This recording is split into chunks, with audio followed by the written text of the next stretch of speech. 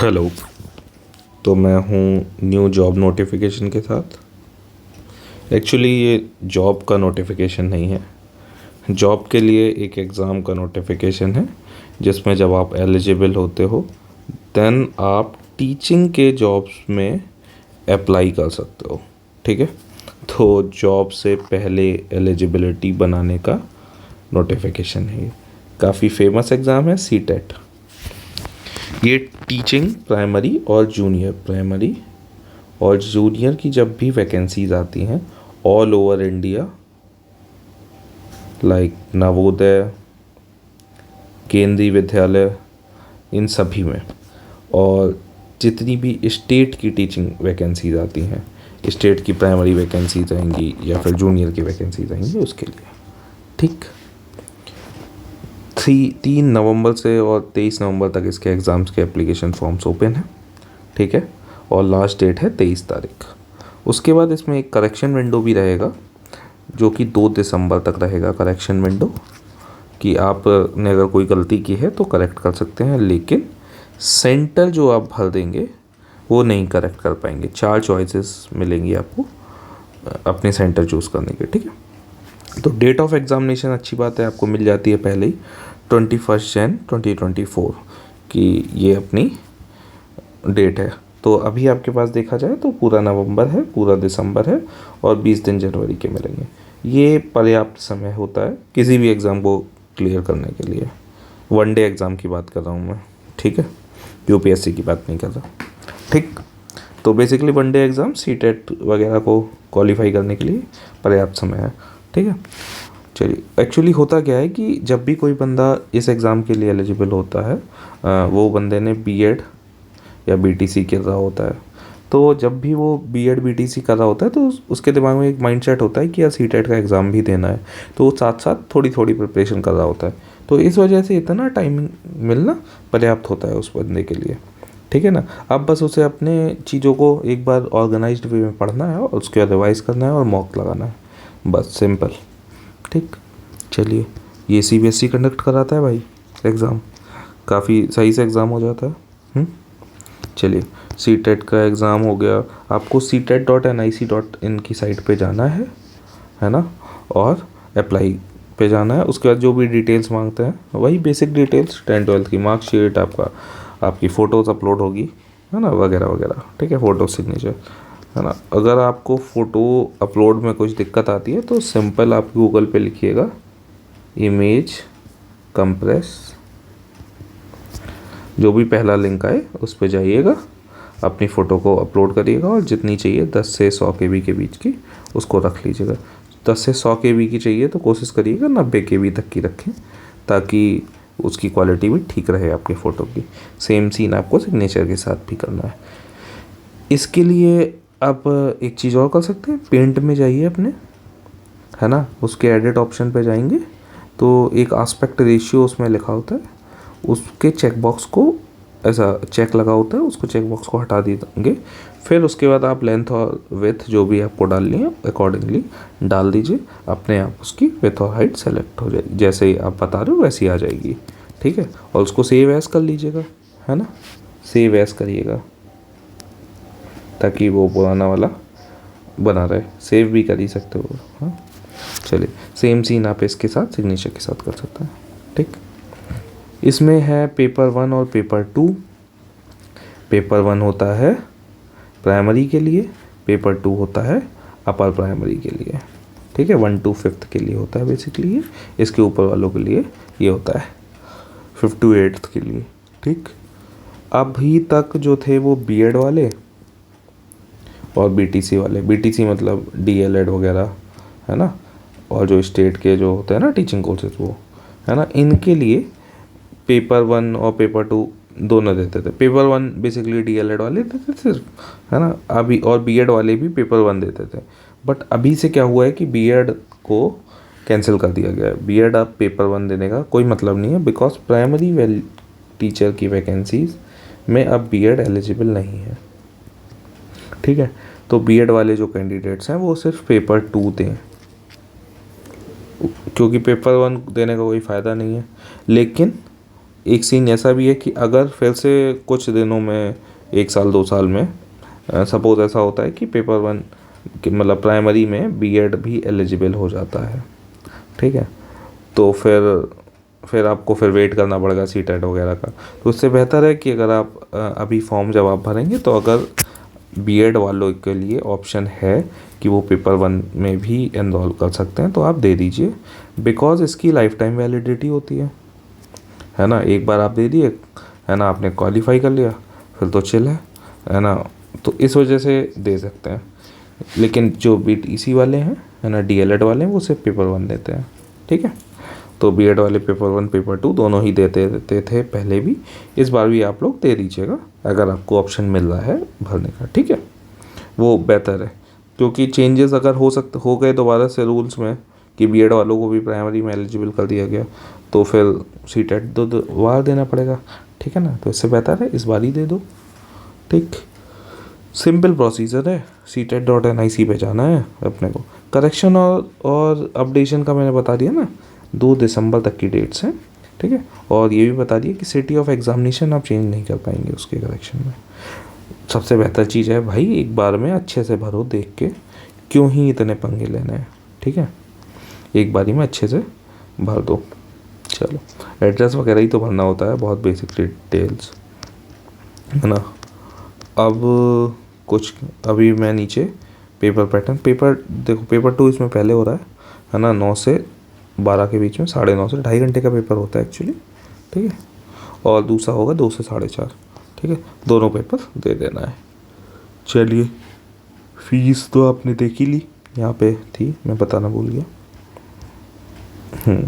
1,000 रुपये था paper one, और सिर्फ पेपर वन या पेपर टू, एक पेपर अगर आपको देना हो, और दोनों के लिए 1,200 है, तो यार 200 रुपये की बात है ना। दोनों ही पेपर भर दो, बीएड वालों भी, है ना, और SC/ST के तो वैसे ही आधे देने होते हैं, ठीक। तो दोनों पेपर भर दो, क्यों ही एक पेपर दो बस, ठीक। चलिए, अभी आगे देखते हैं सिलेबस वाला। एलिजिबल कौन है, इसमें कोई एज बार नहीं होता है। आप अगर 100 से कम है, क्योंकि 100 से ऊपर वाला मुझे लगता नहीं यार देगा पेपर, है ना। तो 100 से अगर आपकी एज कम है तो आप इस पेपर को भर सकते हैं। एक्चुअली इस मतलब कहने का ये है कि हर कोई इसको भर सकता है, ठीक है, एज का कोई क्राइटेरिया नहीं है, ठीक। चलिए, स्ट्रक्चर क्या है, ये रहा पेपर वन का स्ट्रक्चर। ये 5 सब्जेक्ट होते हैं, लैंग्वेज 1 और लैंग्वेज 2, इसके बारे में बात करेंगे लैंग्वेज 1 और लैंग्वेज 2 में, ठीक है।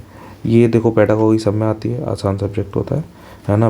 बेसिक अगर आपको आइडिया है कि क्या चीज़ सही है और क्या चीज़ गलत है, तो भी 15 मार्क्स तो ऐसे ही आ जाएंगे, है ना। और उसके बाद अगर आप थोड़ा बहुत पढ़ लेते हो तो आराम से 25 आ जाएंगे, ठीक। लैंग्वेज 1 और लैंग्वेज 2 में इंग्लिश और हिंदी में चूज़ करना होता है। मैं मतलब अगर हिंदी वाले एरिया में हो तो आपको हिंदी इतनी आती होगी कि आप हिंदी का बेसिक पेपर पहला वन कर दो, बिकॉज थोड़ा सा ये डिफ़िकल्ट साइड पे होता है। तो फिर आप लैंग्वेज 1 को हिंदी सेलेक्ट कर लो, बेहतर रहता है, ठीक है। सेकंड जो है वो इंग्लिश कर लो, कोई दिक्कत नहीं, ठीक है। मैथ्स बढ़िया आसान होती है, पेडागोगी होती है लेकिन बहुत आसान सी होती है ना, बहुत ज़्यादा नहीं देखना पड़ता है ना। चाहेंगे तो मैं प्रीवियस ईयर्स का डाल दूँगा, तो ठीक है। फिर EVS, environmental studies,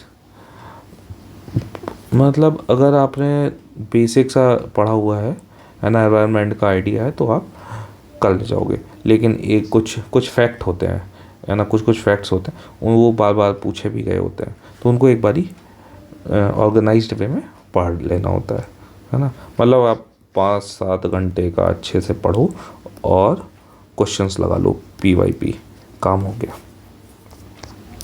same scene देखो, ये बाईलैंग्वेज होता है ये क्वेश्चन, ये जो भी होता है एग्ज़ाम, ठीक है। तो language 2 will be language other than language 1, वो तो है ही। इंग्लिश हिंदी की मैंने वहाँ पे बात की थी। दूसरे ये सारी लैंग्वेजेस हैं, इतनी सारी लैंग्वेजेस से आप चूज़ कर सकते हो भाई, ठीक। अब पेपर 2 की बात की जाए, बिल्कुल सेम वैसा ही हिसाब है, ठीक है। बस सीन इसमें ये रहता है कि जो सेकंड पेपर रहता है, मतलब जो ये 3 सब्जेक्ट के अलावा इसमें मैथ्स और साइंस के 60 क्वेश्चन आ जाते हैं। ठीक, मैथ्स और साइंस के 60 क्वेश्चन आ जाएंगे, या फिर सोशल स्टडीज़ वाले जो बच्चे होंगे उनके लिए 60 क्वेश्चन सब्जेक्ट स्पेसिफिक होते हैं, है ना। थोड़ा अच्छे से पढ़ना होता है, बाकी हो जाता है यार, है ना। आपके पास 60-80 दिन होते हैं। बिकॉज देखो ऐसा है कि जो बीएड या बीटीसी जो भी कर रहा होता है ना, वो उन सब्जेक्ट से कर रहा होता है जिसमें उसकी ग्रेजुएशन होती है। तो ग्रेजुएशन अगर मैथ साइंस है तो उसको इतनी आती है कि इन सब के जो न्यूमेरिकल्स होंगे वो तो आसानी से निकलेंगे। थ्योरेटिकल और पेडागॉजी तो ऑब्वियसली पढ़ना पड़ेगा, थ्योरीज आपको पढ़नी पड़ेंगी। ठीक है, सेम सीन इसके साथ सोशल साइंस और सोशल स्टडीज़ वालों के साथ रहता है। ठीक, चलिए ये हो गया सिलेबस की बात। कितने कितने क्वेश्चन आते हैं ये भी देख लिया। और इसमें एक मज़ेदार बात ये होती है कि no negative marking. Negative marking भाई बिल्कुल नहीं होती इसमें। ठीक है, 150 मार्क्स होते हैं। चलिए, एग्जामिनेशन सेंटर्स भाई 4 आप सेंटर्स ऑप्ट कर पा रहे होगे, है ना। तो आपको जो सबसे करीब लग रहे हो 4 जगह वो भर दो। ठीक, वैलिडिटी पीरियड जो होता है सीटेट का वो लाइफ टाइम होता है, मैंने बताया अप टू 100 एज है। ठीक है, चलिए, और सीटेट की एप्लीकेबिलिटी हर जगह, KV, Navodaya, central Tibetan school, army school, सब में आपका चलेगा ये। ठीक है, और स्टेट की टीचिंग वैकेंसीज़ में वहाँ भी चलेगा। जबकि स्टेट गवर्नमेंट का जो स्टेट STET होता है ना, स्टेट का टेट, वो सिर्फ स्टेट गवर्नमेंट की वैकेंसीज़ में चलता है। ठीक है, उसी स्टेट की वैकेंसीज में। ठीक है, इस वजह से सीटेट थोड़ा सा फ़ायदेमंद सौदा है। एडमिट कार्ड्स आएंगे आपके बढ़िया से, फ़ीस आपको देख ही चुके हो। उसके बाद यार ये अपने काम की चीज़ें नहीं है, आप अच्छे से पेपर दो, है ना। There shall be no revaluation re checking of the result. ठीक है, सिंपल सा फंडा है, पेपर दो, नंबर आ गए, उस स्कोर कार्ड को बचा के रखो। चलिए देखिए, no grievances with regard to answer key after declaration of CTET result. एक बार रिजल्ट आ गया उसके बाद आप कुछ भी बोलते रहो, कोई मतलब नहीं है। उससे पहले आपको ग्रीवियंस डालने का मौका दिया जाता है जबकि। ठीक, तो कोई दिक्कत नहीं वाली बात नहीं है वैसी। ये रहा सिलेबस। इस सिलेबस को आप अच्छे से पढ़िए, और या जिससे भी पढ़ोगे आप, है ना, पढ़ना शुरू कर दीजिए, है ना। और सिलेबस के अराउंड ही स्टिक रह के पढ़ाई करनी है। सिलेबस इन्होंने बहुत अच्छे से देते हैं सीटेट में, CBSE अच्छे से देता है नोटिफिकेशन, सारी चीज़ें सलीके से बता के। ठीक, ये हो गया सिलेबस। उसके बाद ये क्या है, प्रोसीजर टू बी फॉलोड। भाई टाइम से पेपर देने आ जाना है, कुछ भी उल्टे सीधे जुगाड़ नहीं लगाने हैं, कोई भी बेकार की चीज़ें लेके नहीं जानी है ना। यही सिंपल से मैथ चीज़ें हैं यार, है ना। धोखाधड़ी नहीं करनी है, मोबाइल फ़ोन्स, ब्लूटूथ, ईयरफोन्स ये सब लेके नहीं जाने हैं। ठीक है, और तो क्या ही है, सील्ड बुकलेट में मिलेगा और उसको अपने प्रॉपर चीज़ें भरनी है। हाँ, ये ज़रूर लेके जाना है, बिकॉज OMR में ये पेपर होगा, ध्यान रखिएगा। ये पेपर ऑफलाइन मोड में होता है, ऑनलाइन नहीं होता है।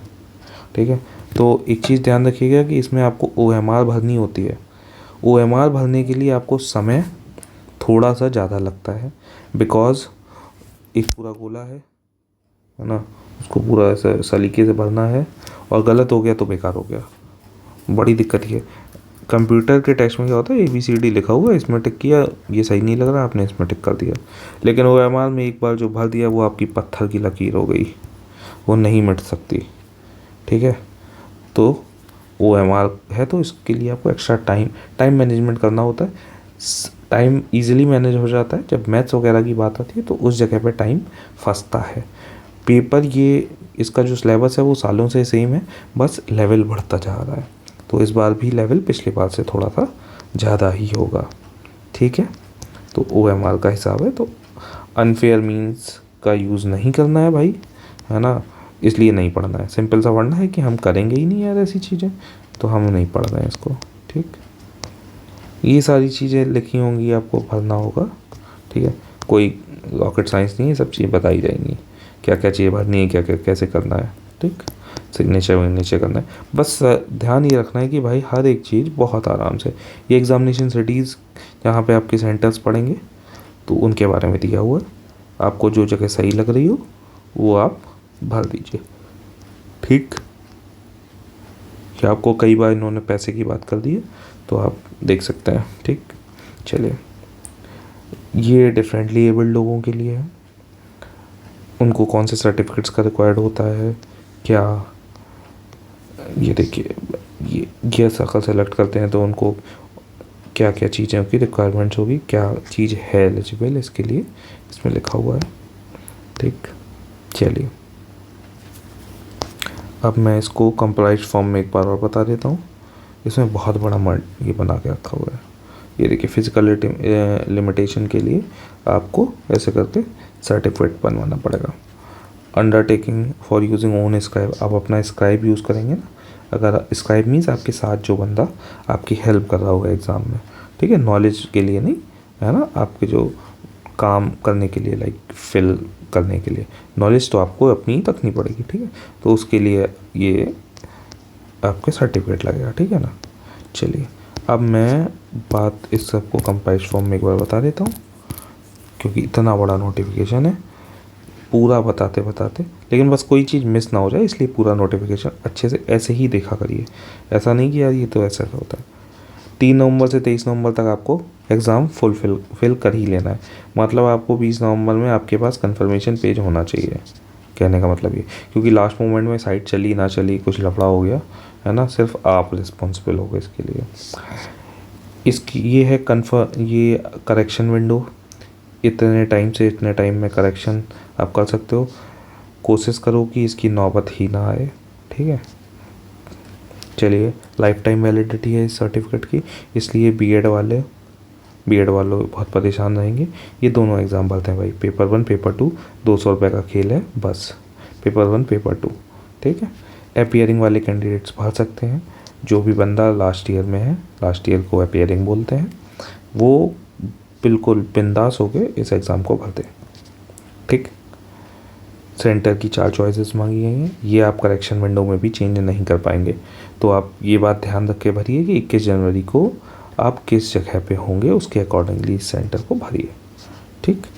ऑफलाइन मोड में एग्ज़ाम होगा, OMR में एग्ज़ाम होगा, तो जब आप प्रैक्टिस करें, मॉक लगाएं, तो कोशिश करें एक OMR ले आएँ, उसकी फ़ोटोकॉपीज़ कई ज़्यादा निकाल लें और OMR में भर के प्रैक्टिस करें, ठीक है, वो आपको बहुत फ़ायदा देगा। देन लैंग्वेज 1 और लैंग्वेज 2 में जो मैंने बात की थी कि अगर हो सके तो लैंग्वेज 1 हिंदी ले लो, हिंदी ही प्रेफर करें, क्योंकि इतनी हिंदी आपको आती है कि लैंग्वेज 1 में आप ज़्यादा बेटर स्कोर कर पाएंगे, थोड़ा सा डिफ़िकल्ट साइड में रहता है, ठीक है। लैंग्वेज 2 आप इंग्लिश भर सकते हैं, क्योंकि अलग तो रखनी ही है, और दूसरा आपके पास बहुत सारी लैंग्वेजेस हैं, उन लैंग्वेजेस से भी चूज़ कर सकते हैं अगर आपको आती हैं, ठीक है। दूसरा ये है कि 90 मार्क्स की रिक्वायरमेंट होती है जनरल कैंडिडेट्स को क्लियर करने के लिए, और 82 मार्क्स की रिक्वायरमेंट होती है जो कैटेगरी वाले लोग हैं उनके लिए। मैं तो बोलूँगा कि आप 100 मिनिमम मान के चलो, और टारगेट अगर ले ही रहे हो तो 120 से 130 के लिए काम करके चलो, ठीक है। 130 मार्क्स आप बोल लो कि 130 140 का अपन ट्राई मारेंगे ही, ठीक है। और बहुत आसान है इसमें लाना, ऐसा नहीं है कि रॉकेट साइंस है, मतलब 120 तो बहुत आराम से आ जाएंगे अगर आप थोड़ा बहुत पढ़ने लिखने वाले बच्चे हो, ठीक। तो ये रहा इसका निचोड़, ठीक। बाकी नोटिफिकेशन पूरा का पूरा मैंने आपके सामने पढ़ ही दिया, काम की चीज़ें, ठीक है। चलिए, थैंक यू, और thank you for the subscribers, like मेरे, थैंक यू फॉर, मैं लिख देता हूँ,